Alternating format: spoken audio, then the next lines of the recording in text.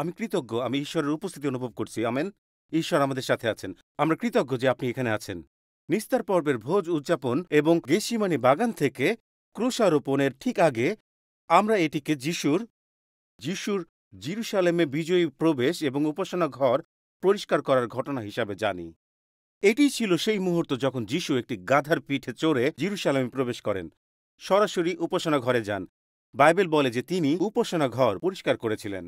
যিশু উপাসনা ঘরে প্রবেশ করলেন। বাইবেল বলে তিনি বিক্রেতাদের টেবিল উল্টে দিলেন এবং এই শক্তিশালী বাক্যগুলো বললেন, আমার ঘরকে বলা হবে, আপনাদের মনে আছে নিশ্চয়, প্রার্থনার ঘর। উপাসনা ঘর পরিষ্কার ছিল যিশুর আগমন, অপসারণ ও পুনরুদ্ধারের জন্য। তিনি মানুষের তৈরি উপকরণ সরিয়ে দিচ্ছিলেন এবং একমাত্র সেই বিষয়টি পুনঃস্থাপন করছিলেন যা স্বর্গের দ্বার উন্মুক্ত করে। এবং এটি অত্যন্ত গুরুত্বপূর্ণ, কারণ মানুষ ঈশ্বরের গৃহ থেকে প্রার্থনা সরিয়ে ফেলেছিল এবং সেখানে টেবিল বসিয়ে কেনা বেচা ও আর্থিক লেনদেন শুরু করেছিল। প্রার্থনা বাদ দিয়ে তারা এখন ঈশ্বর যা করতে পারেন তার পরিবর্তে টাকায় যা কেনা যায় তার উপর নির্ভরশীল হয়ে পড়েছিল। আমি এটি আবার বলতে চাই, কারণ এটি আজ গির্জা যে সমস্যার সম্মুখীন হচ্ছে তার মতো শোনায়। প্রার্থনা সভা সরিয়ে ফেলার মাধ্যমে মানুষকে প্রার্থনা এবং ঈশ্বরের উপর নির্ভরশীলতা থেকে সরিয়ে মানুষের বুদ্ধিমত্তা এবং সৃজনশীলতার উপর নির্ভরশীল করার মাধ্যমে এখন আপনি প্রার্থনার পরিবর্তে অর্থ লেনদেন সংক্রান্ত কাজের উপর নির্ভর করতে শুরু করেন। এখানে মন্দির পরিষ্কার করার ঘটনা যিশুর জীবনের শেষে এসেছিল, যেটি সমকালীন সুসমাচারগুলোতে রয়েছে। এগুলো হলো লুক, মথি, মার্ক এবং লুক। এগুলোকে সমকালীন সুসমাচার বলা হয়। এগুলো একটির সঙ্গে একটি মিলে যায়। লুক 19, মার্ক 11 এবং মথি 21 অধ্যায়গুলোতে উপাসনা ঘর পরিষ্কারের ঘটনা উল্লেখ রয়েছে। এখন এটি একটি গুরুত্বপূর্ণ বিষয় যা অনেক সময় উপেক্ষিত হয় এবং আমি চাই আপনি এটি বিশেষভাবে লক্ষ্য করুন। উপাসনা ঘর পরিষ্কার করার ঘটনা ঘটে যোহনের সুসমাচারে, তার পরিচর্যার শেষে নয় যেমন অন্য তিনটিতে, বরং পরিচর্যার শুরুতে রয়েছে, যেখানে লুক 19, মার্ক 11 এবং মথি 21 এগুলো সবই যিশুর উপরের ঘরের অভিজ্ঞতা, পবিত্র ভোজ, ক্রুশবিদ্ধ হওয়া এবং বিচারের প্রস্তুতি হিসেবে উল্লেখ করা হয়েছে। কিন্তু যোহন 2 অধ্যায়ে যিশুর পরিচর্যার সূচনা হিসেবে দেখানো হয়েছে। তারপর তিনি উপাসনা ঘরে আসেন এবং তা পরিষ্কার করেন। এবং বন্ধুরা, এটি সেই অংশ যেটি ভালো করে দেখুন। 3 বছরের মধ্যে উপাসনা ঘর পরিষ্কারের 2টি ঘটনা আছে, কারণ এটি ছিল যিশুর পরিচর্যার পরিধি এবং সময়কাল। এখন প্রশ্ন হলো, কেন আপনি যিশুর পরিচর্যার শুরুতে এবং যিশুর পরিচর্যার শেষে উপাসনা ঘর পরিষ্কার করার ঘটনা দেখতে পান? ঠিক আছে, এখানে উপস্থিত সবাই আমার উত্তরটা শুনুন। আমি এটা বলছি কারণ অপ্রয়োজনীয় জিনিস সবসময় উপাসনা ঘরে ফিরে আসার চেষ্টা করে। কারণ পাপ এবং অপ্রয়োজনীয় জিনিস প্রথমবার যেগুলো আপনি তাড়িয়ে দিয়েছিলেন তা 3 বছর পর আবার উপস্থিত হয়েছিল। এখন বন্ধুগণ, যিশু যে জিনিসগুলো বের করে দিয়েছিলেন সেগুলো কোনোভাবে 3 বছর পর ফিরে এসে আবার জায়গা করে নেয়। এখন এটি সতর্কবার্তা। আপনারা যারা এই স্থানে খ্রিস্ট বিশ্বাসী তারা হলেন পবিত্র আত্মার মন্দির। এখন বন্ধুগণ, আমি আপনাদের বলছি এই মন্দিরের জন্য এটি আলাদা নয়। সেই অপ্রয়োজনীয় জিনিস সবসময় ফিরে এসে আপনার আত্মার ভিতর বাস করার চেষ্টা করে। বাইবেল 1 করিন্থীয় 6 অধ্যায় 19 পদ বলে, তোমরা কি জানো না যে তোমাদের দেহ পবিত্র আত্মার মন্দির, যিনি তোমার মধ্যে বাস করেন, যাকে তোমরা ঈশ্বরের কাছ থেকে পেয়েছ এবং তোমরা তোমাদের নিজেদের নও, অনেক দাম দিয়ে তোমাদের কেনা হয়েছে। এর অর্থ হলো, যেভাবে যিশু উপাসনা ঘর পরিষ্কার করেছিলেন তেমনি এই মন্দির, এই শরীর, এই আত্মা, আমি আপনাদের বলছি, যেসব পাপ এবং অপ্রয়োজনীয় জিনিস ঈশ্বর তার শক্তির মাধ্যমে তাড়িয়ে দিয়েছেন সেগুলো সবসময় ফিরে আসার পথ খুঁজতে থাকে। তা সবসময় ফিরে আসার চেষ্টা করে। যে মহান বিশুদ্ধতার সমর্থক সম্পর্কে ডেভিড উইলকারসন আমাকে বলেছিলেন, তার নাম উইলিয়াম গার্নাল, এবং তিনি এটি বলেছিলেন, যখন শয়তান পরাজয় স্বীকার করেছে বলে মনে হয় তখন ভাববেন না যে যুদ্ধ শেষ হয়ে গেছে। তার পলায়ন আপনার বিশ্বাসকে দৃঢ় করবে, কিন্তু আপনার সুরক্ষাকে দুর্বল করবে না। আমি বিশ্বাস করি যে অনুতাপ হলো সেই অস্ত্র যা অর্থ পিপাসুদের বিরুদ্ধে লড়াই করার জন্য অপেক্ষা করছে, এবং ঈশ্বর যা প্রত্যেক বিশ্বাসীদের হৃদয় এবং আত্মায় প্রতিষ্ঠিত করেছেন তা প্রতিস্থাপন করার চেষ্টা করছে। যখন আপনি নতুন জন্ম লাভ করেন, ঈশ্বর একটি সংস্কার কাজ করেন, যা হলো বের করে দেওয়া এবং পুনঃস্থাপন করা।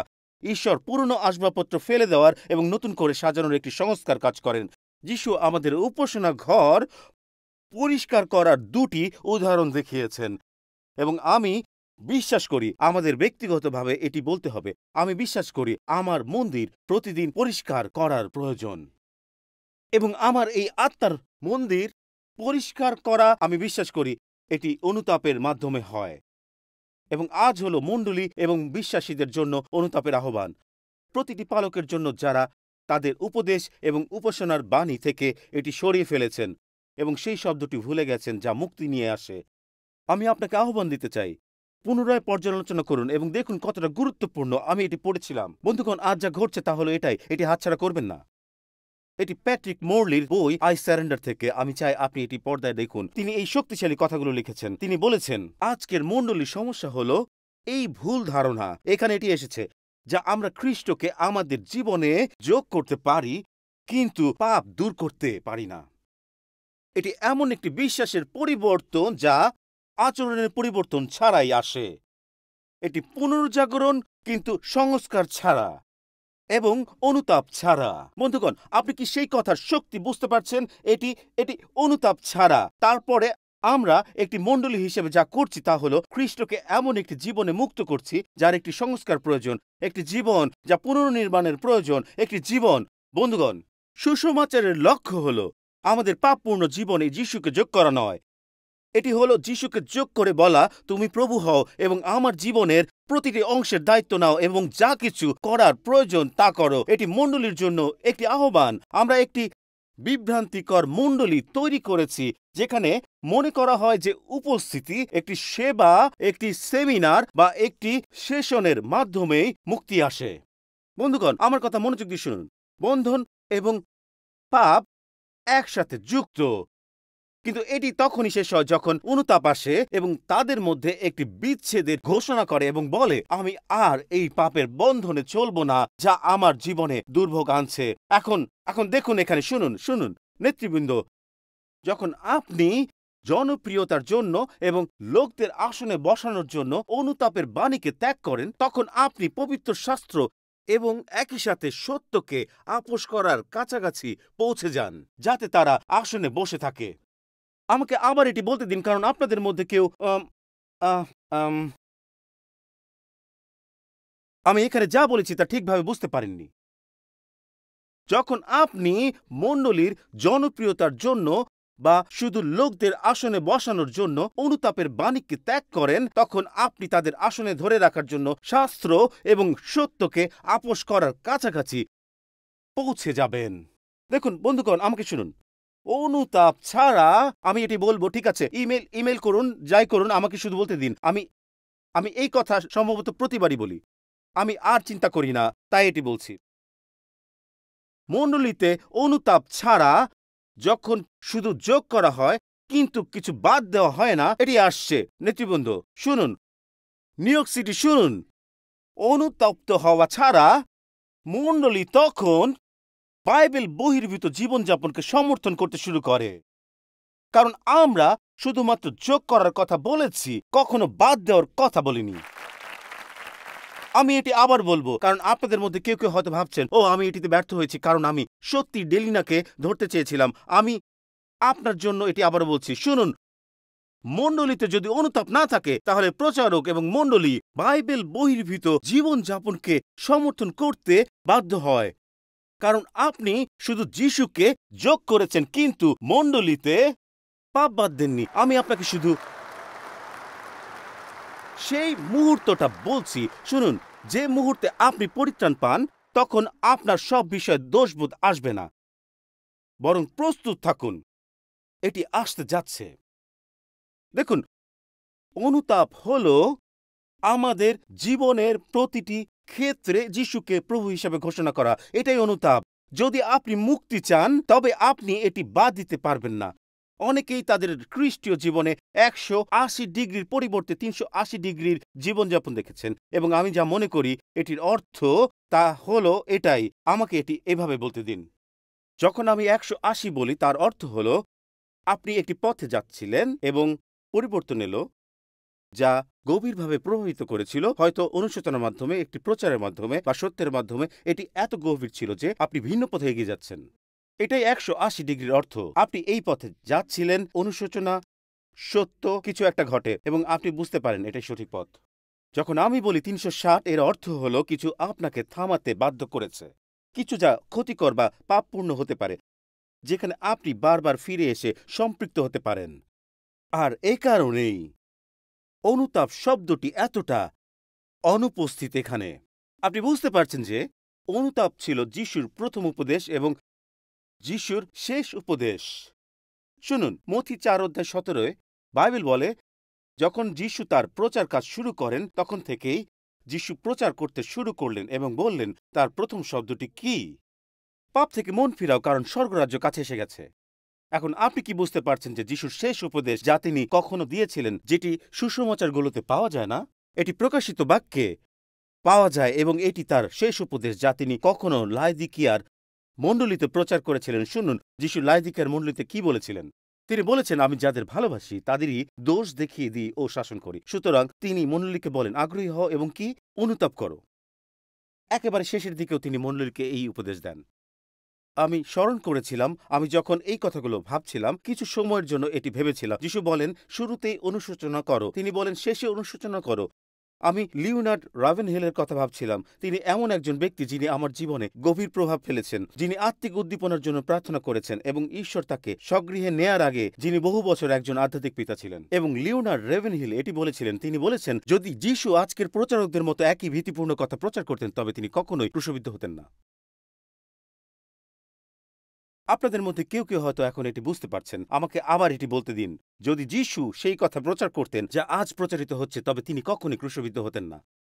আমাদের বুঝতে হবে কেন অনুতাপ গুরুত্বপূর্ণ এবং আমাদের বুঝতে হবে, এবং আমি একটু পরে এর ব্যাখ্যা দেব। অনুতাপ এবং অনুশোচনার মধ্যে পার্থক্য, খারাপ লাগা এবং প্রকৃত পরিবর্তন দেখার মধ্যে পার্থক্য কি? এগুলো দুটি ভিন্ন বিষয়। কারণ অনুতাপ পরিবর্তন আনে। কয়েক বছর আগে আমি পড়ছিলাম, কতজন মনে করতে পারেন রবিবারগুলোতে আমি মনে করতে পারি গির্জা থেকে বাড়ি ফিরে এসে কমিক্স পড়তাম। মনে আছে, সংবাদপত্রে কমিক্স থাকতো, শনিবারে কার্টুন থাকতো আর রবিবারে থাকতো সানডে কমিক্স, এবং এটি ছিল বিখ্যাত পিনাটস কমিক্স, যেখানে লুসি এবং চার্লি ব্রাউন ফুটবল অনুশীলন করছিল।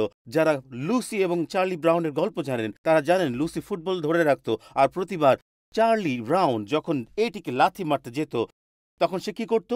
সে ফুটবল সরিয়ে ফেলত এবং চার্লি প্রতিবার উল্টে পড়ে যেত। হ্যাঁ, এবং স্ট্রিপটি শুরু হয়েছিল যেখানে লুসি বলটি ধরেছিল, কিন্তু চার্লি ব্রাউন এবার বুদ্ধি করে বলল, আমি আর এটি করব না, এবং লুসি তাকে বলটি লাথি মারার জন্য অনুরোধ করলো। তখন চার্লি বলল, প্রতিবার যখন আমি বলটি লাথি মারতে যাই তুমি এটি সরিয়ে ফেলো, এবং আমি পিছনের দিকে পড়ে যাই। তারা এই বিষয়ে বারবার তর্ক করল।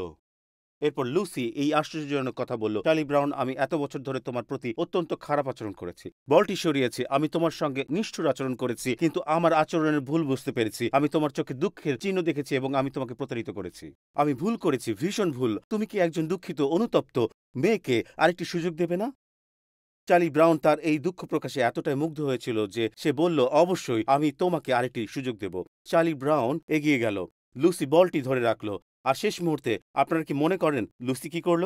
সে বলটি সরিয়ে ফেলল এবং চার্লি আবার পড়ে গেল।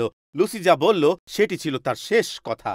সে বলল, নিজের ভুলগুলি স্বীকার করা এবং প্রকৃতপক্ষে নিজের সেই পথ পরিবর্তন করা দুটি ভিন্ন বিষয়। নিজের ভুল স্বীকার করা এবং নিজের সেই পথ পরিবর্তন করা।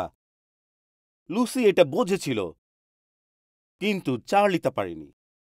মহান খ্রিস্টিয়ান লেখক ইউজিন পিটারসন এটি এভাবেই বলেছিলেন। তিনি বলেছিলেন, অনুতাপ কোনো আবেগ নয়, এটি আপনার পাপের জন্য দুঃখিত হওয়া নয়, এটি একটি সিদ্ধান্ত।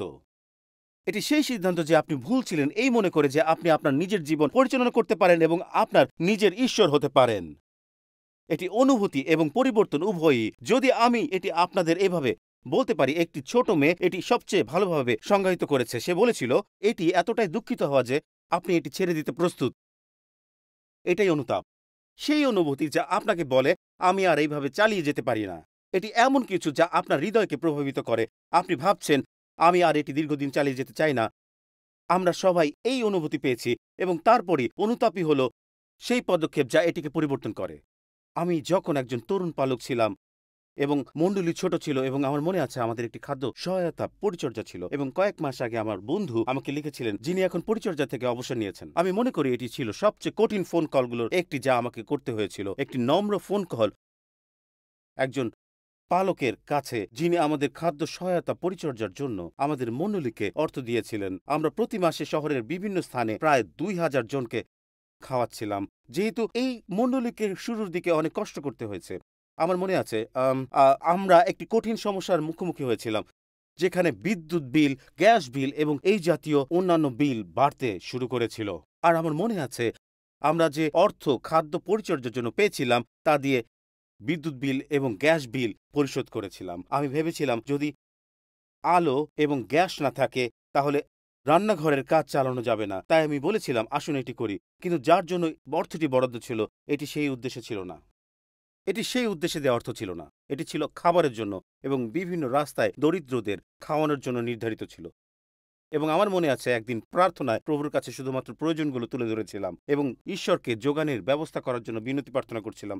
এবং প্রভু আমাকে বললেন, তুমি যে অর্থ নিয়েছ তা এমন কিছুতে ব্যবহার করেছ যা তোমার করা উচিত ছিল না। সেই পালককে ফোন করো এবং অনুতাপ করো। দেখুন, আমি এটি অনুভব করেছি, কিন্তু অনুশোচনা এবং অনুতাপের মধ্যে বিষয়টি ছিল আমি কি ফোন তুলব এবং সত্য বলবো কিনা। দেখুন, অনেক সময় মানুষ মনে করে যে আপনি খারাপ অনুভব করেছেন মানেই পরিবর্তন আসবে, কিন্তু আমি জানতাম আমাকে ফোনটি তুলতে হবে এবং এর সাথে পালকের সাথে সৎ হতে হবে। এবং আমার মনে আছে বন্ধুরা, আমি কেবল আপনাকে বলছি, আমার মনে আছে আমি ফোনটি তুলেছিলাম এবং পালককে ফোন করলাম এবং এটি কোনো সহজ ফোন কল ছিল না। এবং আমি কি বলতে পারি তার প্রশংসার জন্য, তিনিও আমাকে সহজে ছেড়ে দেননি। আমি শুধু চেয়েছিলাম তিনি বলবেন, ও আমি তোমাকে ভালোবাসি, ঠিক আছে যা করতে পারি করব, আমরা আরেকটি চেক পাঠাবো। কিন্তু সেই ব্যক্তি এবং আজও আমি কৃতজ্ঞ, কারণ অনুভব করেছিলাম এটি আমার আত্মায় গভীরভাবে প্রভাব ফেলেছিল।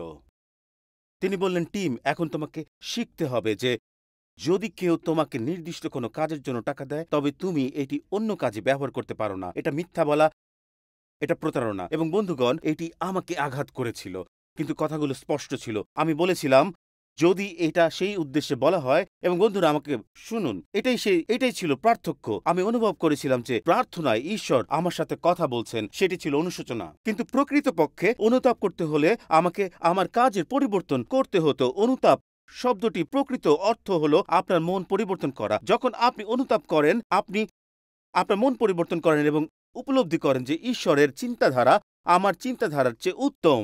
এটি আপনি বলছেন, ঈশ্বর, আপনি আমাকে বলছেন যে এই অর্থ আমি সঠিকভাবে ব্যবহার করিনি, আপনার চিন্তাধারা আমার চিন্তাধারার চেয়ে উত্তম। এবং এটি হলো পবিত্র আত্মা বলে, এখন ফোনটি তুলুন এবং তাদের কল করুন। এখন ফোনটি তুলুন এবং আপনার স্ত্রীকে বলুন যে এই পরিস্থিতি মোকাবেলা করুন, পরিষ্কারভাবে এটির মুখোমুখি হন। দেখুন, অনুতাপ হলো আত্মার প্রতি নির্মম সততা। এটি কিছুই লুকিয়ে রাখে না। এটি আমাদের জীবনের প্রতিটি অন্ধকার জায়গায় আলোকপাত করে এবং বলে, ঈশ্বর, তুমি এই দেহরূপ মণ্ডলীতে যা করতে চাও তা করো। এবং আমি শুধু এটি বলতে চাই, আমার মধ্যে কিছুই লুকানো থাকবে না। বন্ধুগণ, আমাকে মনোযোগ দিয়ে শুনুন। আপনি পুনরুজ্জীবনের জন্য এবং পবিত্র আত্মার প্রবাহের জন্য প্রার্থনা করতে পারবেন না যদি আত্মার অনুতাপ না থাকে। ঈশ্বরকে আমাদের আত্মার সঙ্গে কাজ করতে হবে। দেখুন, অনুতাপ আমাদের চিন্তাধারার 4টি বিষয় পরিবর্তন করে। শুনুন সেগুলো, কারণ যদি অনুতাপ একটি পরিবর্তন হয়, এটি আমাদের নিজের সম্পর্কে মন পরিবর্তন করে। এটি আমাদের সমাজের এই অতিরিক্ত আত্মমূল্যবোধের সঙ্গে কাজ করে এবং বোঝায় যে আমি পরিচর্যার মধ্যমণি নই। এটি যিশু। এটি গায়ক দল বা গায়ক নয়, এটি যিশু। এটি আমাদের মন পরিবর্তন করে। গানগুলো আপনার সম্পর্কে নয়। তাই যখন কেউ বলে আমি ওই গানটি পছন্দ করি না, আমার উত্তর হবে আমরা প্রথমেই আপনার জন্য গান গাইছিলাম না। তাই আপনি বিষয় নন। যদি আজ এখানে এসে আপনি বলেন আমি এই গানটি পছন্দ করি না, এটি আপনার বিষয় নয়, এটি আপনার পছন্দের ব্যাপার না। যিনি বলতে পারেন আমি ওই গানটি পছন্দ করি না, তিনি হলেন যিশু। আপনি নন, তিনি এটি বলতে পারেন। এটি আমাদের পাপ সম্পর্কে মন পরিবর্তন করে। আমরা পাপকে ঈশ্বর যেমন গুরুত্ব সহকারে দেখে তেমনি দেখি। এটি কোনো দুর্বলতা বা অক্ষমতা নয়, এটি ঈশ্বরের বিরুদ্ধে একটি অপরাধ। এটি আমাদের তার সঙ্গে সংযোগ ভেঙে দেয়। যখন আমরা অনুতাপ করি, আমরা উদ্ধারকর্তার বিষয়ে আমাদের মন পরিবর্তন করি, আমরা যিশুকে আমাদের ত্রাণকর্তা হিসেবে দেখি। স্বর্গে যাওয়ার একমাত্র পথ আরোগ্য এবং স্বাধীনতা, এবং এটি পরিবর্তন সম্পর্কে আমাদের মনোভাব পরিবর্তন করে। দেখুন, এটি এমন কিছু নয় যা আপনি অর্জন করেন বা প্রাপ্য, বরং এটি অনুগ্রহের মাধ্যমে ঘটে। এখন আমি আপনাকে বলতে চাই কেন এটি এত গুরুত্বপূর্ণ, কেন আজ মণ্ডলীতে অনুতাপ অপরিহার্য। এটি আমাদের জীবনে অপরিহার্য, এটি এই মণ্ডলীতে অপরিহার্য।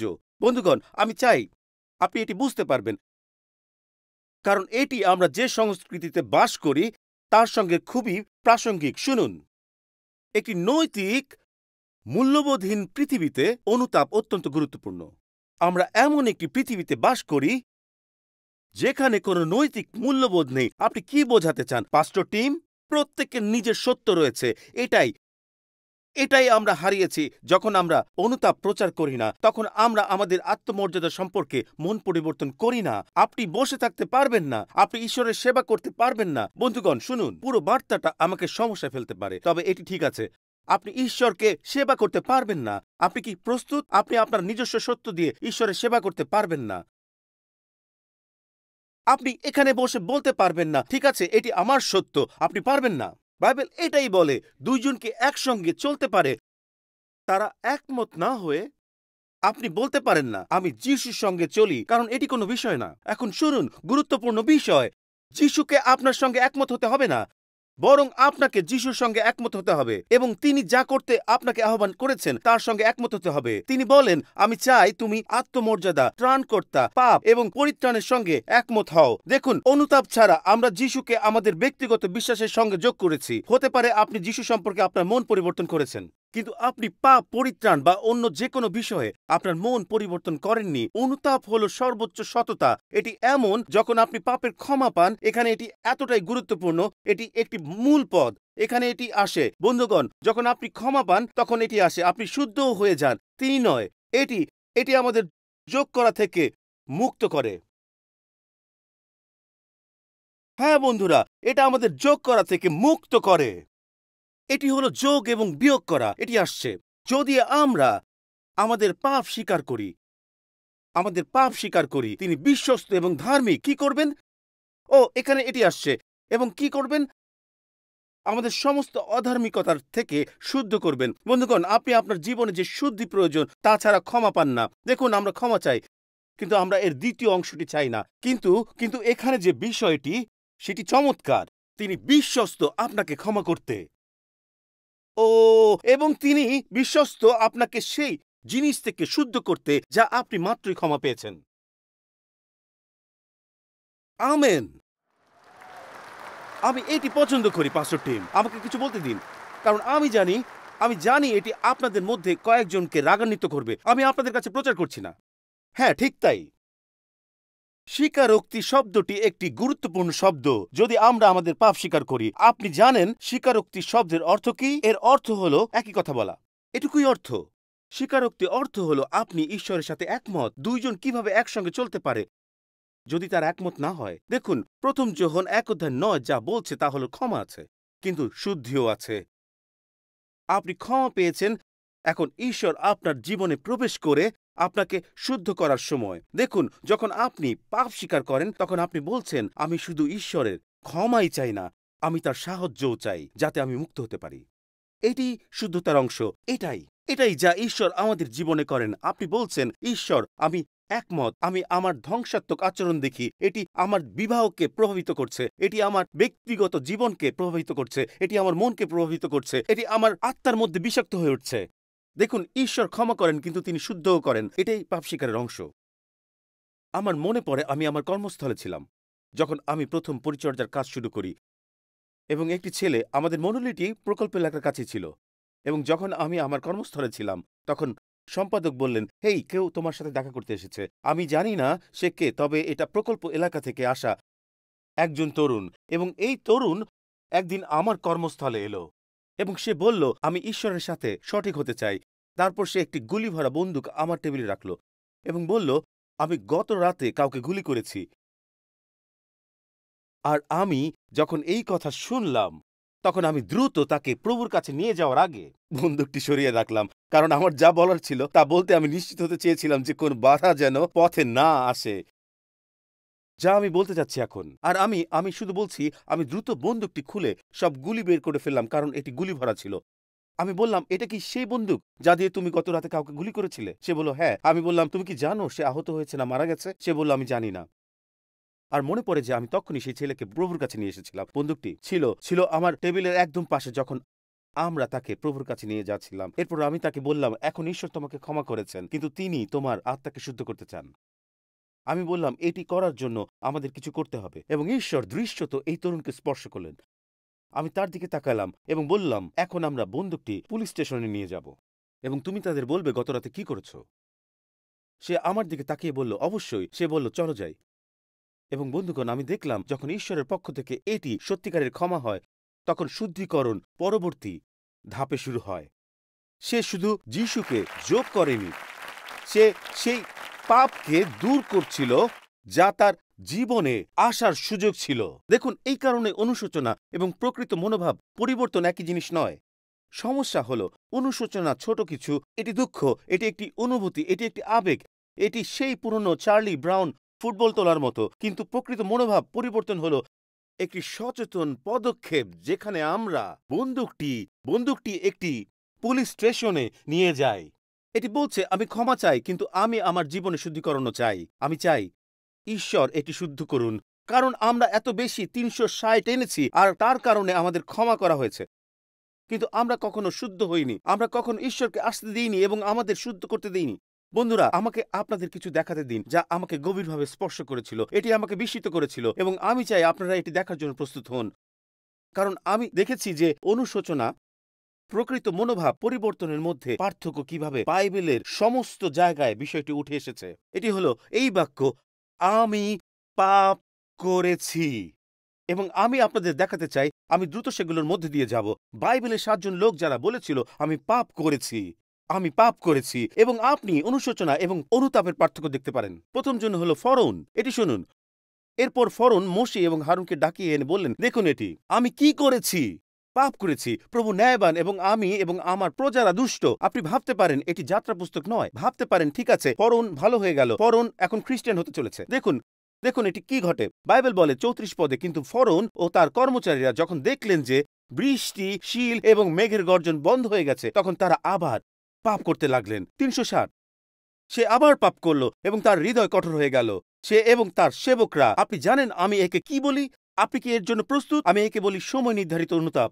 এর মানে হলো আপনি অনুতাপ করবেন যতক্ষণ না আকাশ পরিষ্কার হয়, যতক্ষণ না আপনি জানবেন যে আপনি বিপদমুক্ত, অথবা আপনি আদালতে মুক্তি পেয়েছেন এবং আপনি জানেন যে আপনাকে জরিমানা দিতে হবে না, এবং আপনি জানেন তারা আপনার মামলা খারিজ করেছে, এবং আপনি বুঝতে পারেন তারা আমাকে চাকরি থেকে বরখাস্ত করবে না। এটা তখন যখন আমরা বুঝতে পারি যে মেঘগুলো গাঢ় এবং আকাশ অন্ধকার, তখন সবাই চায় ঈশ্বর হস্তক্ষেপ করুন। কিন্তু একবার আকাশ পরিষ্কার হয়ে গেলে পুরনো পথ এবং পুরনো জীবনে ফিরে যাওয়া খুবই সহজ হয়ে যায়। আর এটি একটি অনুতাপ যা আকাশ পরিষ্কার হওয়ার সময়ের উপর নির্ভর করে। এরপর আছে বিলিয়ামকে দেখুন, গণনা পুস্তক 22 অধ্যায় 34 পদ। তখন বিলিয়াম সদাপ্রভুদূতকে বলেন, আমি পাপ করেছি।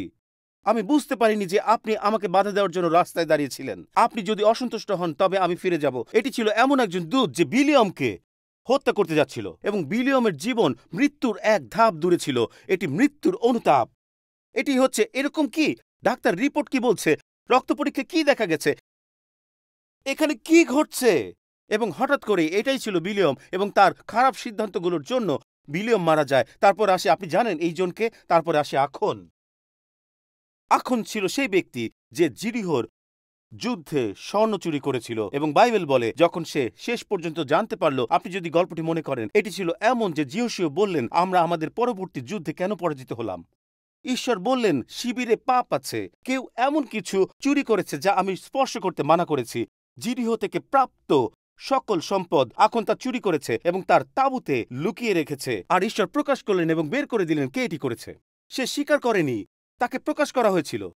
এবং এখানে কি বলা হচ্ছে তা দেখুন। উত্তরে আখন বলল, এই কথা সত্যি যে আমি ইসরায়েলীয় ঈশ্বর সদাপ্রভুর বিরুদ্ধে পাপ করেছি। আমি যে কাজ করেছি তা এই। আপনি জানেন এটি কি? এটি প্রকাশিত অনুতাপ। যখন আমি পরামর্শ দিই, আমি সবসময় তাদের জিজ্ঞাসা করি যেখানে হয়তো পাপ প্রকাশিত হয়েছে, আমি বলি তারা কি এটি স্বীকার করেছে নাকি এটি প্রকাশিত হয়েছে। কারণ যদি এটি প্রকাশিত হয়ে থাকে তাহলে আমরা জানি না তাদের হৃদয় সঠিক জায়গায় আছে কিনা। যদি তারা এটি স্বীকার এবং অনুতাপ করেছে তবে আমাদের কাছে একটি সুযোগ রয়েছে। কিন্তু আমি আমি আমি স্বামীদের এবং তরুণদের দিকে তাকিয়ে বলেছি, আমি বলেছি, আপনি কি এটি প্রকাশ করেছেন? কাউকে বলছি, শুনুন, আপনার স্ত্রী কি আপনার খরচের রসিদ দেখেছে? এবং এবং বা আপনার স্ত্রী কি একটি বার্তা দেখেছে যা এসে পড়েছিল আর হঠাৎ করে আপনি দুঃখিত হয়ে গেলেন যে সে কিছু দেখে ফেলেছে? আমি বলেছিলাম, চলো পরিষ্কার করে বলি, তুমি হয়তো সন্দেহের মধ্যে আছো, কারণ আমরা জানি না, তোমাদের মধ্যে কেউ হয়তো ভাবছে পাস্টর টিমের সঙ্গে পরামর্শ করো না। তারপর আছে শিমি। যারা শিমিয়ের কথা জানেন না, তিনি ছিলেন একজন ব্যক্তি যিনি দাউদের রাজা হওয়ার আগে তার দিকে পাথর ছুঁড়েছিলেন, এবং যখন দাউদ রাজা হলেন, শিমি নতুন রাজার দরবারে এসে অনুতাপ করলেন শুধুমাত্র নিজের জীবন এবং আগের জীবন ফিরে পাওয়ার জন্য। 2 শমূয়েল 19:20 কারণ আপনার দাস জানে যে আমি পাপ করেছি। অতএব দেখুন, আমি আজ প্রথমে যোসেফের গোত্রের মধ্য থেকে এসেছি। এটি হলো পুরস্কারমূলক অনুতাপ। শিমিই দাউদের সাথে কথা বলছেন না। দাউদ শরণার্থী অবস্থায় নয়, বরং রাজা অবস্থায়, এবং মূলত তিনি বলছেন, আমরা কি ভুলে যেতে পারি যখন আমি আপনার দিকে পাথর ছুঁড়েছিলাম? এটি পুরস্কারমূলক অনুতাপ। আমি অনুতাপ করছি, কিন্তু দয়া করে আমাকে আঘাত করবেন না, আমাকে ত্যাগ করবেন না। আমি সন্তানের ভরণ পোষণের অর্থ দিতে চাই না, আমাকে চাকরিচ্যুত করবেন না। আমার স্বাস্থ্য বীমা দরকার। এটি হলো স্বীকারোক্তি, কিন্তু মন পরিবর্তন ছাড়াই। আমি শুধু চাই না আপনি আমার এখানে যা আছে তা নষ্ট করেন। এবং শিমি শেষ পর্যন্ত বিদ্রোহের পথে চলেন এবং অবশেষে মারা যান। এবং এরপর যে ব্যক্তি আমাকে ভীষণ ভয় দেখায় তিনি হলো শাউল।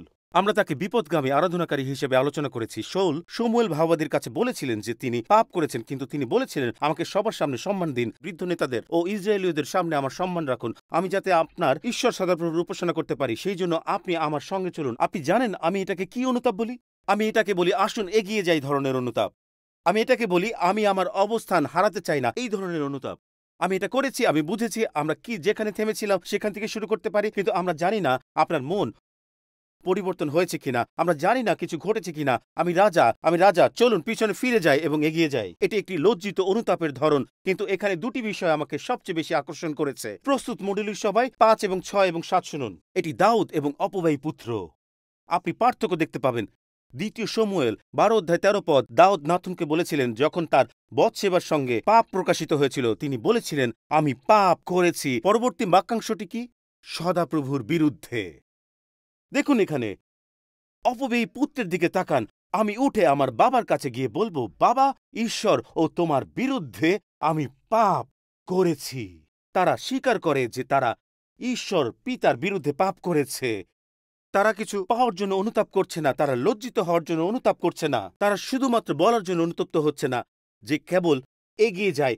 তারা অনুতপ্ত হচ্ছে, তাদের অনুতাপ এখন বুঝতে পেরেছে যে আমি ঈশ্বরের সামনে পাপ করেছি। এটা ঈশ্বর। দাউদ যা বলেছেন গীতসংহিতা 51:4, কেবল তোমারই বিরুদ্ধে আমি পাপ করেছি, আর তোমার চোখে যা খারাপ তাই করেছি।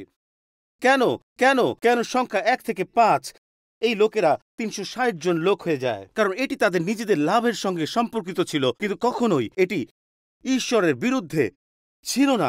আমি আমার ঈশ্বরের সঙ্গে সম্পর্ককে প্রভাবিত করছি। যখন আপনি এটি উপলব্ধি করেন না, তখন আপনি নিজেকে 360 অবস্থানের জন্য তৈরি করেন। এটাই শাউল একজন 360 ব্যক্তি। বন্ধুগণ, এটি শুনুন, যখন আমি শাউলের জীবন পড়ছিলাম, শাউল হত্যার চেষ্টা করেছিল, এটা বাদ দিবেন না। শাউল 4 বার দাউদকে হত্যার চেষ্টা করেছিল। সে হত্যা করতে চেয়েছিল ইসরায়েলের রাজা।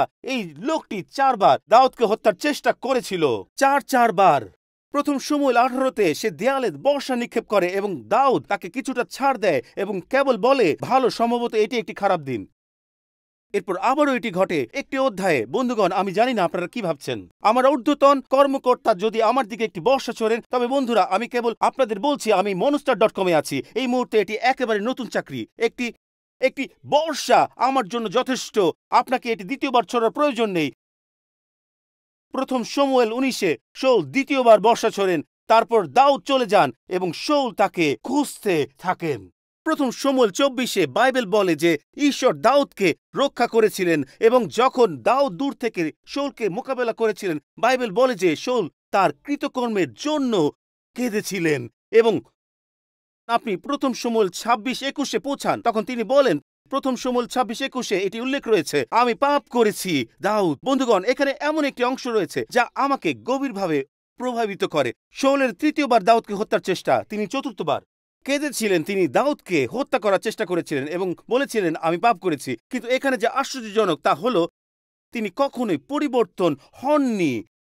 এটি বাদ দেবেন না, তিনি কখনোই পরিবর্তন হননি। তিনি প্রথম শমূয়েল 18 এবং 19-এ বর্ষা ছুড়েছিলেন। তিনি প্রথম শমূয়েল 24-এ দাউদকে হত্যার জন্য 3000 জন পুরুষ ভাড়া করেছিলেন এবং তারপর আবার প্রথম শমূয়েল 26-এ।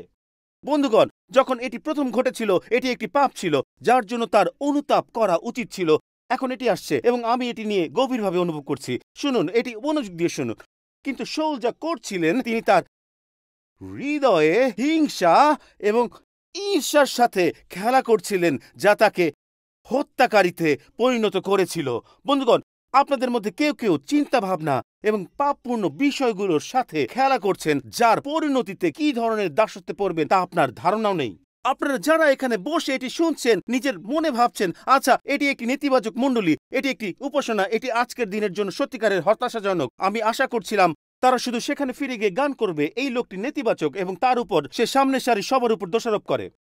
আমি যা চাই তা হলো আপনারা এটা বুঝতে পারবেন। এখানে আমি যা চাই তা হলো আপনি বুঝুন। এটি শুধু তাই নয় বন্ধুগণ, আমরা চাই আপনাদের আজ মুক্ত করা হোক, আজ মুক্ত করা হোক। এবং আপনাদের মধ্যে কেউ কেউ, আমি বলছি উপরের আসনগুলো যারা আছেন, আমার কথা শুনুন, আপনাদের মধ্যে কেউ কেউ তিক্ততার সঙ্গে খেলা করছেন। আপনি পর্নোগ্রাফির সঙ্গে খেলা করছেন এবং ভাবছেন যে আপনি এটি নিয়ন্ত্রণ করতে পারবেন। শাউলও ভেবেছিলেন তিনি ঈর্ষা এবং হিংসার উপর নিয়ন্ত্রণ রেখেছেন এবং হঠাৎই তার হাতে কিছু ছিল।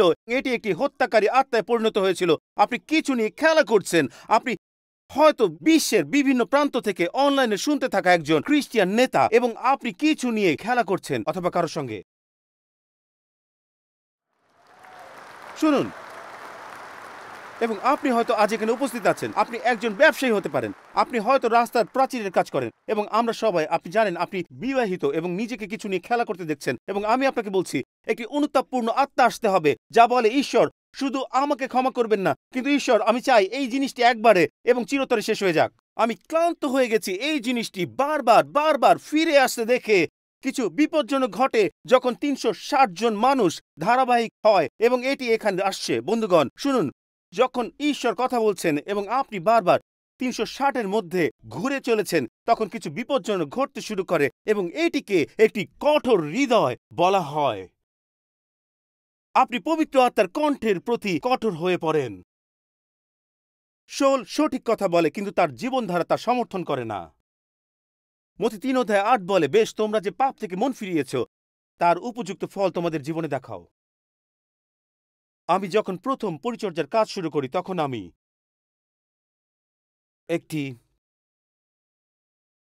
একটি প্রার্থনা সভা থেকে বের হচ্ছিলাম এবং আমার মনে কল্পনা ও ভাবনা ছিল যা ঈশ্বর আমাকে দোষী মনে করাছিলেন। আমি পবিত্র আত্মার কণ্ঠ শুনছিলাম যা বলছিল, এটি ছেড়ে দাও, ছেড়ে দাও, ছেড়ে দাও। কিছুই করা হয়নি, শুধুই কল্পনা ছিল। আমার মনে আছে একটি প্রার্থনা সভা থেকে বেরিয়ে এসে, বন্ধুগণ, বাসায় আমার গ্যারেজে গাড়ি ঢোকানোর সময় আমি পবিত্র আত্মার কণ্ঠ শুনেছিলাম যা বলেছিল, তোমাকে এটি একবারে এবং চিরতরে শেষ করতে হবে। তুমি কিছু নিয়ে খেলা করছো, তুমি এমন ভাবনার সাথে খেলা করছো যা প্রকাশিত হতে পারে। এই জন্যই দাউদ বলেছেন, এটি বাদ দিও না। দাউদ বলেছেন, যখন দাউদ নিজের হৃদয় এবং জীবনের শুদ্ধতার কথা বলেন, তখন তিনি বলেন, আমার মুখের কথা এবং আমার হৃদয়ের ধ্যান তোমার দৃষ্টিতে আনন্দময় হোক, হে ঈশ্বর। আপনি কি বুঝতে পারছেন দাউদ কি বলছেন? তিনি বলেন, আমি চাই এটি এখানে পৌঁছানোর আগে সমাধান হোক। আমি চাই এটি যখন উপরে থাকে তখন সমাধান হোক। উপস্থিত সবাই শুনুন, এটি আপনাদের জন্য, এটি আপনাদের কারোর জন্য। এটি এটি এটি বিষাক্ত হয়ে উঠছে, এটি হিংসা ঈর্ষার জায়গায় পৌঁছাচ্ছে। এখানে কিছু বিষয় উঠে আসছে এবং ঈশ্বর বলছেন, না না না, শুধু আমার বলা কথাগুলো নয়। দেখুন, যদি আপনি আজ এখানে বসে থাকেন এবং সংগ্রাম করছেন এবং বলছেন, আচ্ছা, আমি জানি না কেন আমি বারবার এই কথাগুলো বলছি, আমি জানি না কেন আমি বারবার রাগ দেখাচ্ছি। যদি রাগ আসে তাহলে তা হৃদয়ে ক্রোধ থাকার কারণে।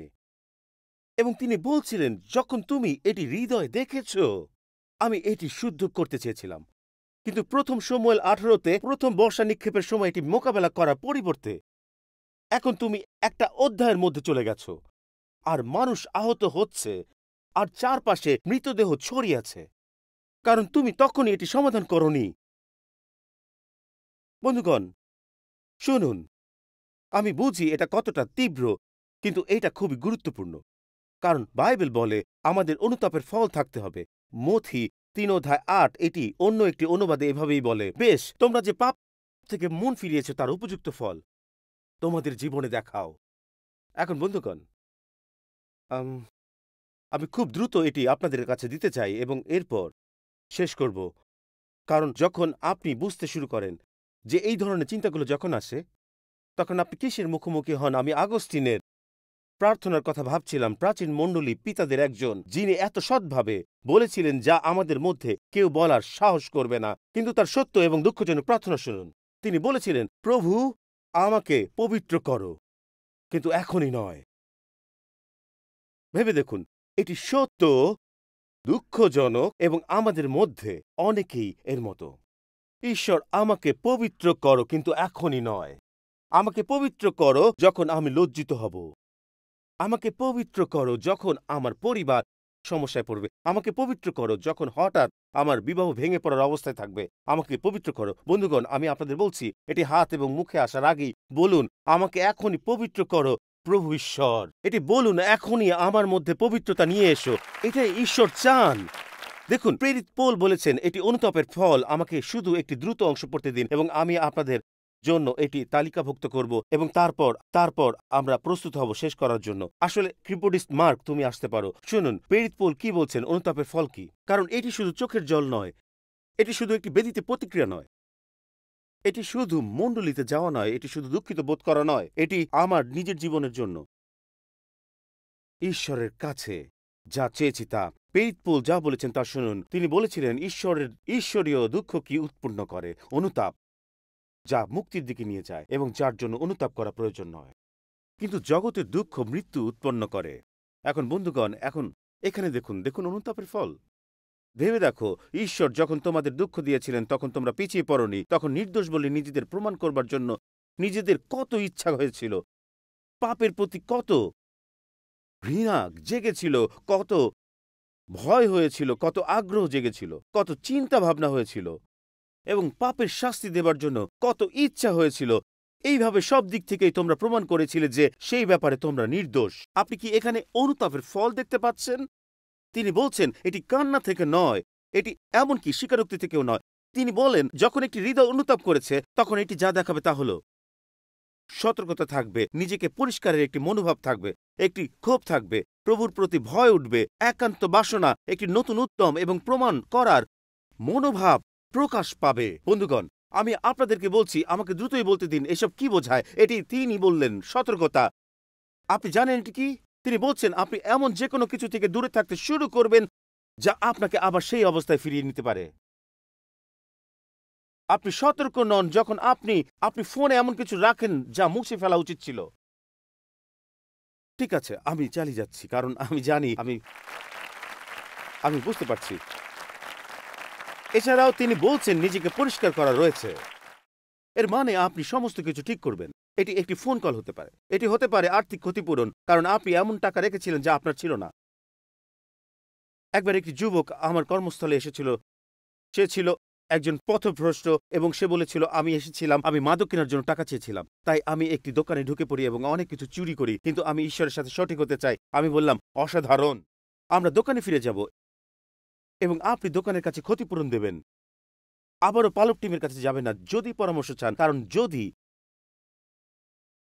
কারণ যদি এটি সত্যিকারের অনুতাপ হয় তবে নিজেকে ধৌত করার জন্য আপনাকে বলতে হবে, আমি কিছুই বাইরে রাখতে চাই না। তিনি বললেন, কি ক্ষোভ? এর মানে হলো এখানে এক ধরনের ক্রোধ রয়েছে।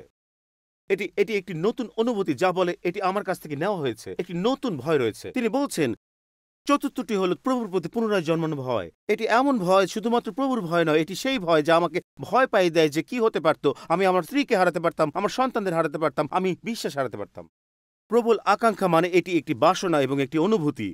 আপনি যখন প্রবল আকাঙ্ক্ষা যোগ করেন তখন আপনি সেই ঈশ্বরীয় অনুশাসনগুলো যোগ করতে শুরু করেন যা আগে ছিল না, যাতে এটি এড়ানো যায়। উচ্ছ্বাস বলতে বোঝায় প্রভুর প্রতি একটি পুনরুজ্জীবিত আগুন, একটি নতুন এবং ধারাবাহিক ভক্তি এবং এবং এবং তারপর শেষ হয়েছে প্রতিকার দিয়ে। অন্য সংস্করণ বলে, কিং জেমস বলে যে প্রতিশোধ।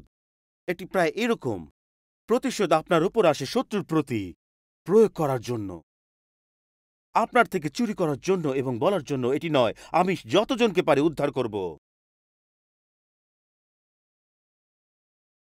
আমি এটি দিয়ে শেষ করতে চাই। আমাকে একটু সময় দিন আমার অতীত থেকে কিছু বলার, যাতে বিষয়টি স্পষ্ট হয়। যখন আমি বড় হচ্ছিলাম, আমি মনে করি এটি বিষয়টি পরিষ্কার করবে। এটি এমন কিছু ছিল যা আমার জীবন ১৬০ থেকে ১৮০ ডিগ্রি ঘুরিয়ে দিয়েছিল। প্রথমে এটি হাস্যকর মনে হয়েছিল, কিন্তু আমি জানতাম যে ঈশ্বর কিছু একটা নিয়ে কাজ করছেন। আসলেই আমি মণ্ডলীতে জন্মগ্রহণ করেছি এবং বড় হয়েছি। আমাদের গির্জা, যে গির্জায় আমি জন্মগ্রহণ করেছিলাম, আমার বাবা সোজা রাস্তার ওপারে মেডিসন স্কোয়ার গার্ডেনের কাছাকাছি গির্জায় যেতেন।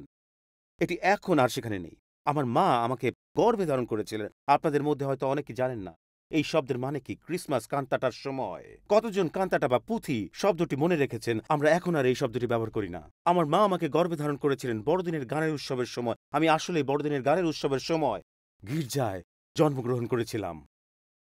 গির্জায় জন্মগ্রহণ এবং বড় হয়েছি। কিন্তু আবারও শত্রু কেবল এটাই করে। এটি আমাদের সুরক্ষা নয়। আমাদের সুরক্ষা হলো যিশু নিজে। গির্জা নয়, এটি কোনো ধর্ম নয়, এটি কোনো সম্প্রদায় নয়। তাই বড় হওয়া অবস্থায়, এমনকি আমার প্রাথমিক, মাধ্যমিক এবং অন্যান্য সবকিছুতে এটি এটি বোকামি মনে হতে পারে, কিন্তু আমি জানতাম যে ঈশ্বর কিছু একটা কাজ করছেন। যখন আমি বড় হচ্ছিলাম, আমার একটি চুরি করার সমস্যা ছিল। ঠিক আছে, আমি মনে আছে একবার আমি ধরা পড়েছিলাম। আমার বাবা পুলিশ বিভাগ থেকে বাড়ি নিয়ে এসেছিলেন। ৬০-এর দশক এবং ৭০-এর দশকে এমন এক সময় ছিল যখন আপনাদের কাছে নগদ টাকা থাকত এবং আপনি খুচরা পেতেন, এবং প্রচলনে ছিল সব রূপার সিকি, রূপার পয়সা এবং রূপার টাকা। এবং আমার বাবার পোশাকের বাক্সটিতে একটি বড় জিনিস ছিল, এবং তিনি শহরে সারাদিন ৮ থেকে ৪ বার কাজ করার পরে ঘুমিয়ে থাকতেন। আর আমি এই সুযোগে লুকিয়ে ঢুকে এক মুঠো টাকা নিয়ে আমার পকেটে রাখতাম। বন্ধুগণ, আমি মাদকদ্রব্য কিনছিলাম না। আমি যা করছিলাম তা হলো বেসবল কার্ড কিনছিলাম। এটি এমন কিছু ছিল না। এবং আমার মনে আছে আমি হাঁটছিলাম, আমার বাবা ঘুমাচ্ছিলেন, এবং আমি মনে আছে আমি বের হয়ে গিয়েছিলাম এবং সেখানে অনেক টাকা ছিল। এবং আমার মা বললেন, এটা কি? এবং তিনি তিনি এটি দেখছেন এবং তিনি বললেন, আমি বললাম, ঠিক আছে, এটা টাকা। তিনি বললেন, তুমি এটা কোথা থেকে নিলে? আমি বললাম, প্রভু দিয়েছেন।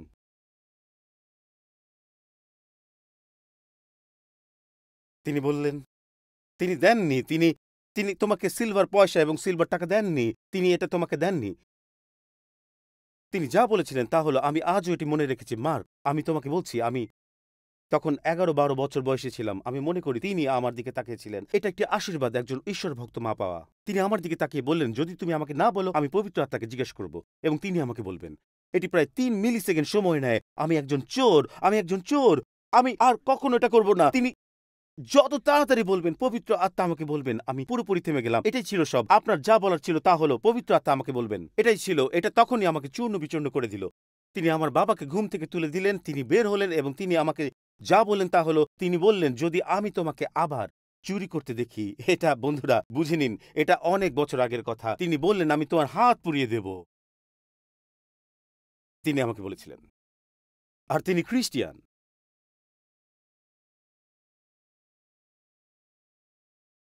আর পবিত্র আত্মা আমাকে হাত পুড়িয়ে দেওয়ার হুমকির চেয়েও বেশি ধরল, কারণ আমি ভাবছিলাম আমি তো মামলা করব। তাই আমি আসলে এটি নিয়ে খুব একটা চিন্তিত ছিলাম না। তবে এটি হয়তো কয়েক মাস বা ১ বছরের মধ্যে ঘটল। আমি আবার অন্য আত্মীয়র কাছ থেকে চুরি করছিলাম। আমি তাদের কাছ থেকে নিচ্ছিলাম টাকা, এবং এবং আমি আবারও ধরা পড়লাম।